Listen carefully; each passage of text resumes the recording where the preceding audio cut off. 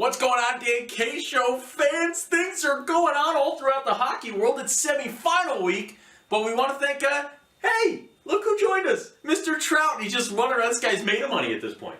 Yeah, I think we figured out that Mike Trout could intentionally walk on 4 pitches and still make $72,000. He could intentionally lose $72,000 and it would not affect him at all. Mike Trout could pay every single person in the United States $1 and still have over $60 million left. He could pay each member of the Dan K Show $60 million and still have over $250 million. Yeah, $250 million remaining. Mike Trout could pay for a season of the Dan K Show for every professional sports team around the world for 10 years. Wow. What a day to be Mr. Trout.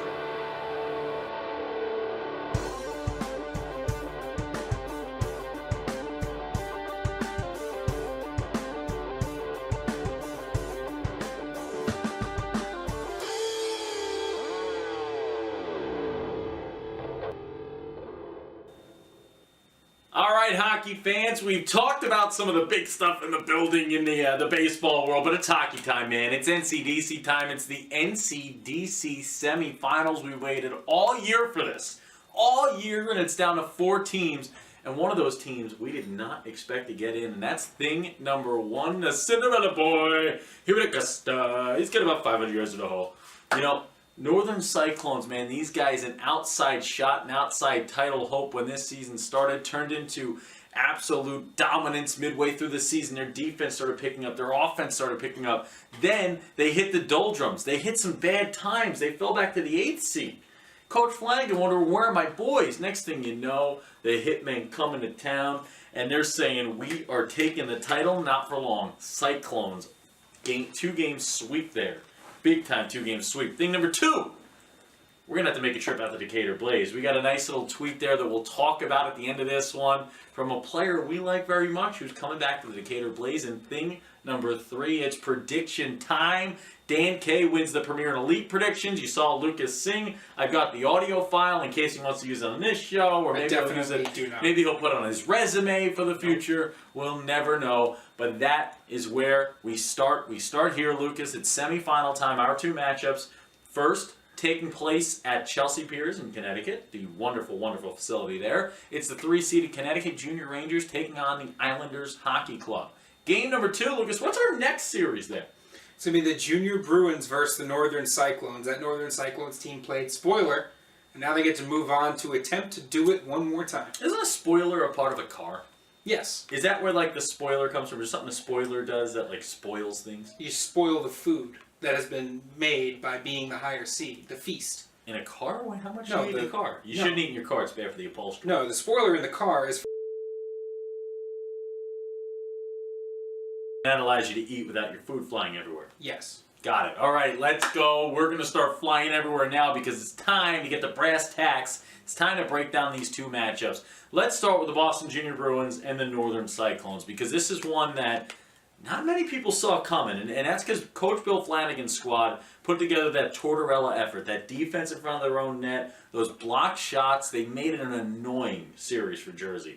Jersey at one point had a 5-on-3 for 2 consecutive minutes, followed by 3 more minutes because of a 5-minute major penalty taken by the Cyclones. They were unable to score, only were able to get 2 shots on net during that time period. Where did this success derive from, Lucas? I know you were doing that first game, game 1. Well, I mean, I can kind of tell you, that the Northern Cyclones' success is all defense, right? It starts on the defensive side of the ice. And it's not just defense in the defensive zone, right? It's obviously defense in the zone. They served in that first period of play in the first game almost 15 of the 20 penalty minutes. But I think it starts defensively. I saw a lot of blocked shots. I saw a lot of very tenacious play. I saw a lot of guys that didn't give up on their assignments. But I think the thing that I saw the most that might have contributed, they used the size and physicality to push teams to the wall. Yep. That's what it was. So you're not allowing teams to enter the zone through the middle. You're forcing them to dump and chase. And you're already there. You're winning those board battles behind your own net. And when you get to the offensive side of the ice, you're killing so much time. You're killing so much energy of this other team that I think it it really wears them down a lot faster than maybe they're being expected to. And just the constant physical play. You're in the driver's seat when you play that style.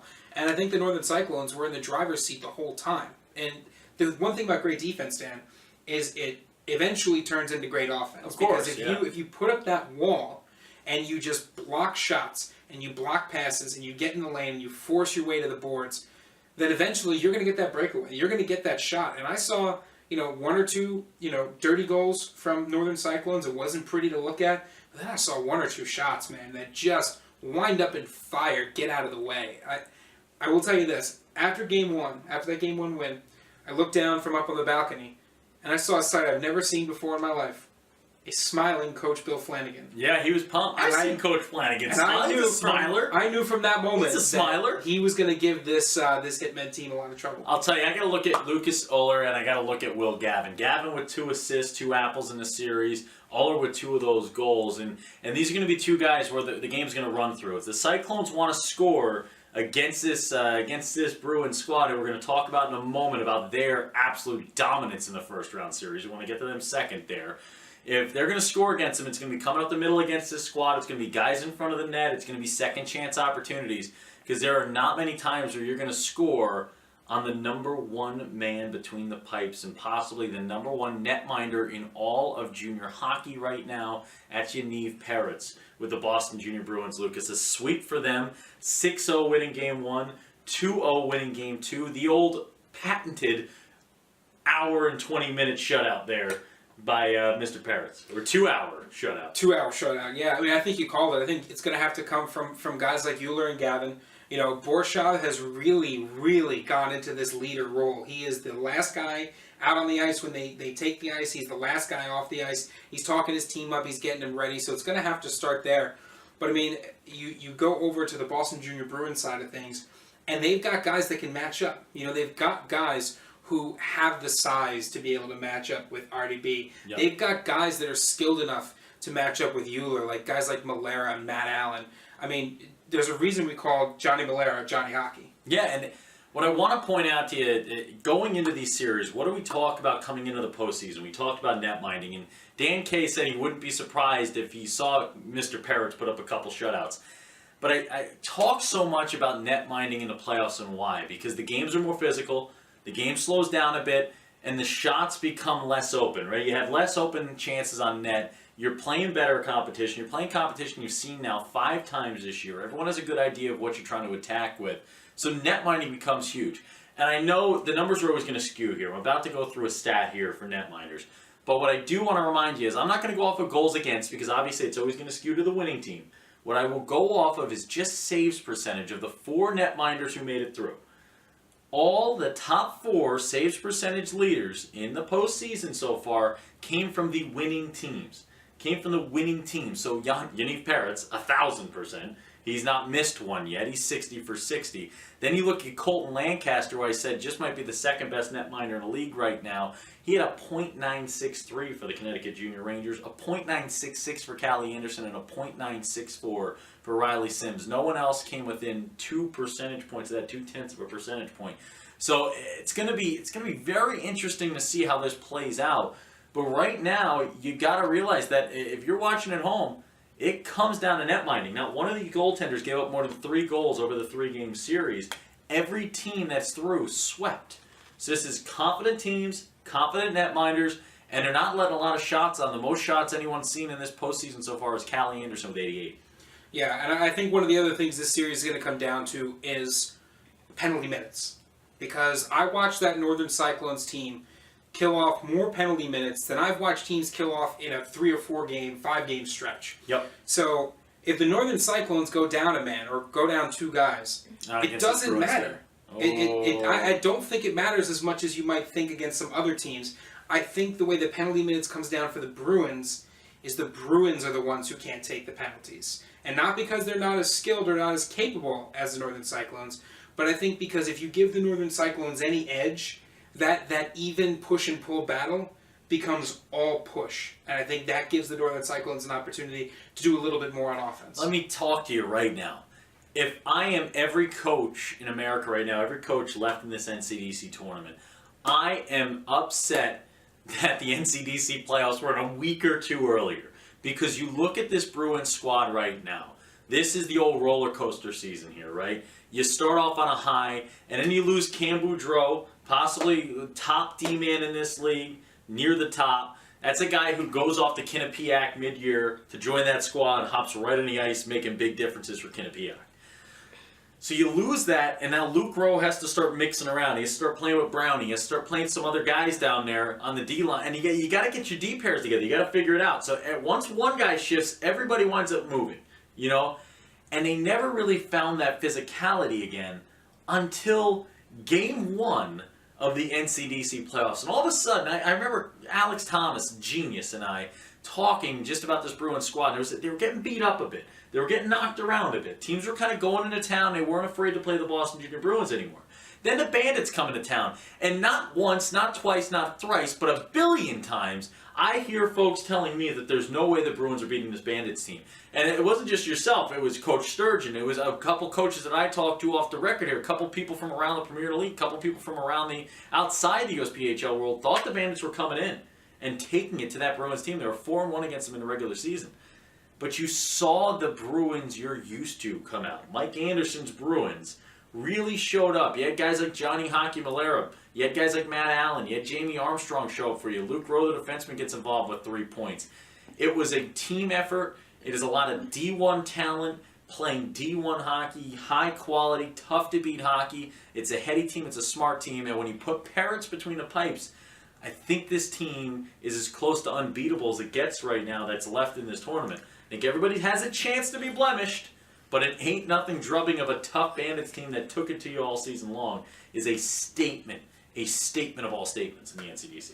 Yeah, I mean, I don't disagree with you. I think what the Bruins have been able to do down the stretch, especially after losing Boudreau, has been nothing short of incredible, especially in a division like the NCDC that is so competitive and so finely tuned, right? Yep. That's what it comes down to, is these teams are just kind of little push here, little bit of tuning there, and you find what works, and all of a sudden you lose that guy.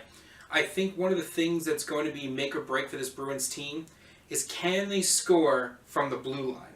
Because I think Malera, the guys you're used to seeing scoring, Malera, Parasunko, Griffin, Matt Allen, I think it's that zone entry score for them all day. It's the zone entry score, and I think that's what the Northern Cyclones guard against really well. So you're going to have to win the battles along the boards and get it to your blue line. And your blue line guys have to do one of two things. They either have to put that thing home right away on first chance, or get that low shot, that low almost ground ball shot that we've seen create a lot of second chance opportunities, then get your guys to crash the net. Because Malera's a guy who's fast enough and he can sneak in there, and all of a sudden he's on you in an instant, and especially with his ability to settle that bouncing puck, really dangerous in front of the net. But I think the Bruins scoring is going to have to come from the blue line. Time to go to picks, time to get to them. I'm going to start with this one. I'll pick first on this one. I'll let you pick first in the next game. But Boston Junior Bruins taking on the Northern Cyclones. I didn't pick the Cyclones in round 1. I am not about to start now because, first of all, I don't want to be the jinx for these guys, if it is something, and I want to be the Dan K bump again. Last week, right before that series against the Hitmen started, you saw the Cyclones Twitter reach out to us and give us the all right, and they were ready to take that challenge. And I said, be careful, the Dan K bump's pretty powerful. Next thing you know, they pull off the upset of a lifetime. Our tweet was, David, meet Goliath. And David beat Goliath. That's what happened there. It was a fun one to watch. The Cyclones were the big time as Dan K was doing the mime sideline reporting because there was no volume there. But that was a fun one. I've got the Bruins. I just will tell you, if the Cyclones want to win this series, they have to stay out of the box. They have to stay out of the box. You cannot fall behind. You have to play from in front. If they get in front, they can beat this Bruins team. I can guarantee you that. This isn't a series that is as lopsided as you may look when you see 2v8. But I've got the Bruins, and I think Parrots allows just 1 in this series. I think he heads to the finals allowing 1 goal over 4 games. So I agree with you that the Cyclones are not going to be able to win this series if they fall behind. The way that the Cyclones play, the way I've seen them play all season, I don't think they can come back down 3 goals, 4 goals. I also don't think that they're going to be able to weather a 5-on-3 against the Bruins like they were able to against the Hitmen. But I think playing against the Hitmen has given them a lot of experience and a lot of different ways to beat this team. I think this is going to be a defensive matchup for sure between the way the Northern Cyclones play and Yanni Parrots. I mean, this might be the epitome of Lucas Jones hockey. It is going to be fun. And I got to go Cyclones. And I got a couple of reasons for that. The first one is that a practical reason. I am down a game in this pick'em. He is down 1. I need just a little bit of a miracle. I need a little bit of a push. I need that little bit extra. And I think I'm going to get that little push, that little extra from the Northern Cyclones. I didn't pick them in the first round either, but I'm going to now because I think they've got the right stuff. They proved it to me when I watched them live. They proved it to me in that second game with their tenacious play. I think the Northern Cyclones are going to be able to do it. I think it's going to be 3. It's going to be tough, man. I cannot overstate how tough it's going to be to beat this Boston Junior Bruins team. But I think they're going to be able to shut down the zone entry enough where they've got a really good shot. That could be the pick of destiny with Northern Cyclones' tenacious D. Woo! I'll actually give you that. That was good. Pretty good. That came out That's of a playoff nowhere. pun right there. That was very good work. Now let's talk about some good work here. This is my must-see series of the weekend as Coach Jim Henkel and his Connecticut Junior Rangers welcome into town the defending champion Islanders Hockey Club and Sean Tremblay. I think folks forget. I think it's been a long year. I think folks forget who the defending champion is at times. I can guarantee you Coach Henkel has not. I can guarantee you there is no one taking this series lightly. Let's look at both these squads and the way they got here. The Connecticut Junior Rangers sweep a pesky Syracuse Stars team that plays a very difficult to deal with 1-3-1. They beat them 4-0, and they come from behind to beat them 3-2. Dan Kay was going to call Game 3 if they had one. They didn't need it. They sweep them. IHC in overtime winning Game 1, 2-1, then a 3-2 victory. They eke out both games against New Hampshire. Lucas, where do you start with breaking down this series? Well, I mean, I think you have to start with IHC. I mean, you said it yourself. There's a lot of people out there who don't necessarily give them the credit that they're due for being the champions rolling into this. Look at Hunter McCoy. I mean, Hunter McCoy, one of the leading point getters in the entire league. Yeah. Then he comes in the postseason. He does it again. He's got 4 points, 3 goals, and an assist in that first round series. One of them a game winner. This guy's a year 2000 man who was born on New Year's Eve, but he plays every day like it's the ball drop, man. There's going to be confetti flying through the air when Hunter McCoy is hunting the back of the net. This guy can score in bunches, man. He's a real McCoy. Yeah, and I think that there's a lot riding on IHC right now, especially considering the run they've made. Right, they started this season near the bottom of the pile. Yep. And they have worked their way back into this, man, like a train on the tracks heading towards you. There was no way that they were going to be stopped to get back into this playoff run. So I think we have to give them some credit there. They've played really, really well in the playoffs so far. They've got their top guys that are out there. Hunter McCoy, one of them, 3 goals, 1 assist so far in the playoffs. They've really done a great job. They've got the goaltending. They've got the defense. So I think you kind of have to start by giving IHC a little bit of credit. What I will say is that you look at the numbers from these two teams, they're very close in the playoffs, and you also don't have a lot of data points to really buff up that sabermetrics angle. Yeah, it's a very interesting thing because it's been a long year. It's been an interesting season. You don't know where this one can go, and you look at 2000s that could have a big play in it. Hunter McCoy for IHC. You go to the other side. This is one of my favorite skaters to watch in this league when he's on, and it's Max Kuznetsov. And Max has been taking it to the max in the postseason. 4 assists, count 4. This is an assist-getting machine, a year 2000. And Kuznetsov could play a big role, man. You get him on the ice with the right guy at the centerman position. He can win you a lot of faceoffs. He can play a physical game, and he can create. And a lot of times he slots in that third line for Coach Henkel. And when you have that depth in scoring, and you can see a third or fourth line getting you a lot of points up on that board, a lot of goals in the back of the net, that's where these series start to tilt. That's where you start to beat a team like IHC. That's how you can kind of get that trickeration going in the scoring game. Yeah, I mean, when I see a centerman like Kuznetsov who's got 4 assists, and I see right and left wingers with 3 goals and Ekberg and Sline, I'm seeing guys that pass the puck. I mean, we know that Kuznetsov can create. We know that Ole Anderson can create from the blue line. He's got 2 assists. I love Ole Anderson, by the way. One of the best left defensemen in the game of hockey right now. Ole Anderson, man, this guy can finish the puck. This guy is Norwegian, and I called him Swedish. Those were 3 different Scandinavian areas that I just referenced in one speech there, I guess would be called. But I'll tell you, Ole has been very good from the blue line. He's a guy you have to watch out for scoring. And whenever you get defensemen involved, when you have those point blasts, you have a guy who's got the howitzer of a stick on him, you just don't know how it's going to work out. And I also think that he foils kind of what IHC likes to do, which is, they do the tic-tac-toe so well with the passing game, but they also know how to read it, right? So they end up picking off a lot of passes in the neutral zone, getting that puck forward and getting them onto the stick of their speedy guys. And I think Ole Anderson is one of those guys that's going to foil that because he is so quick and he is such a good back skater. Yep. And when he is out there on the ice, man, I mean, he makes those players around him better.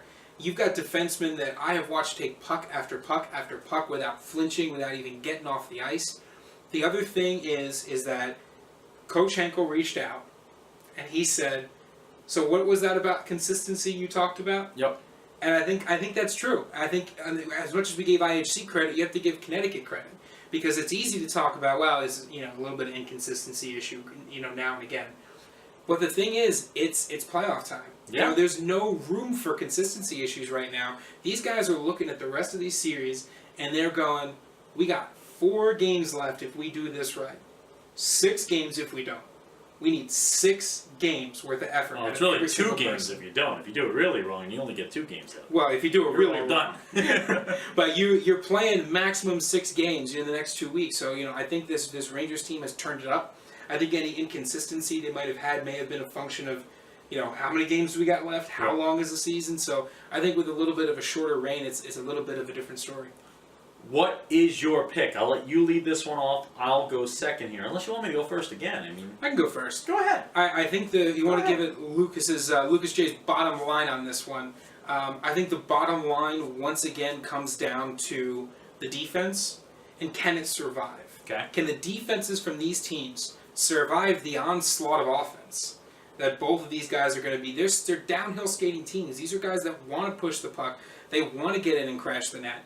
Talking to Jim Henkel throughout the season, he wants his boys to play physical in front of the net. You talk to almost every single person from the Islanders Hockey Club, and they have the same philosophy. Yeah. Get the puck to the net, get your body to the net, and figure it out. So I think the defensemen are going to be working overtime on this one. I think the difference maker is going to come from the two-way defensive ability of the Connecticut Junior Rangers. I've got the Connecticut Junior Rangers winning this one.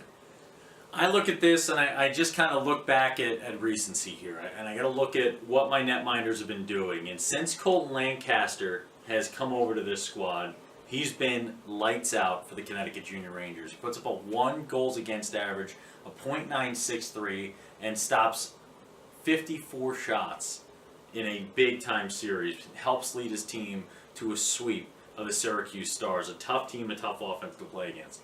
I look at Callie Anderson, and this guy has been dominant. This has been, I talked about him all year, as one of my favorite goaltenders in the league.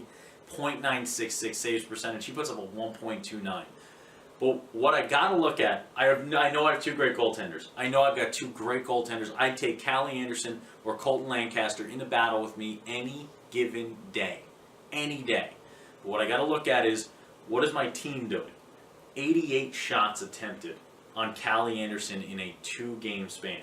He had to stop 40 plus on back-to-back days, and I think that is the one place, when I look at Noah Strawn, when I look at Brad Ong, when I look at Colin Sline, who's on all the time, when I look at this Connecticut Junior Rangers side, I see just enough to continue to pepper those shots on net, to get the puck across the blue line, to get the puck deep into the zone.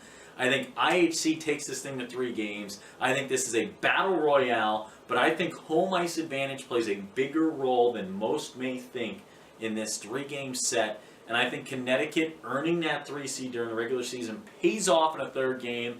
And I think Noah Strawn, top shelf homie, bar down Selly, let's go to the title. I've got my title as the Boston Junior Bruins hosting the Connecticut Junior Rangers, and that would be a good one, man. Jim Henkel v. the Boston Junior Bruins. Lucas has Coach Flanagan taking the Cinderella boys to the cup against the Connecticut Junior Rangers. I almost said it wrong. So he has Connecticut v. Northern. I have Boston v. Connecticut, and Coach Tremblay is going to have our heads after this because he's going to wonder what the heck are these guys thinking. Yeah, I think we might get a few few calls and text messages. We always seem to get a No, few. he won't. It's going to be the classic, how's it going, boys? And he's going to do that one thing where the one time I talked poorly about his squad, and then he cross-checked me. Cross-checked you in the boards. And I bruised like a peach. But no, we love each other. We love it. It's such a fun time, man. We can't wait for these semis. We want Coach Tremblay to prove us wrong. I want to see Coach Flanagan prove me wrong, but I don't know, man. I got Boston Junior Bruins taking on Connecticut. Lucas with Connecticut v. Northern Cyclones. We are almost there. Friday, Saturday, and Sunday will be the game nights for the Connecticut Junior Rangers IHC. We'll be in Florida. We'll be in sunshiny, beautiful Florida. But we'll have some videos, I think. We'll do an Instagram live here or there just to kind of keep in touch, keep up to date, and keep following along. Mike Trout will be there with us too, possibly. Who knows? He can go anywhere he wants in the world now. We'll be back because we're going to come back with the empty net and close this thing out. The empty net.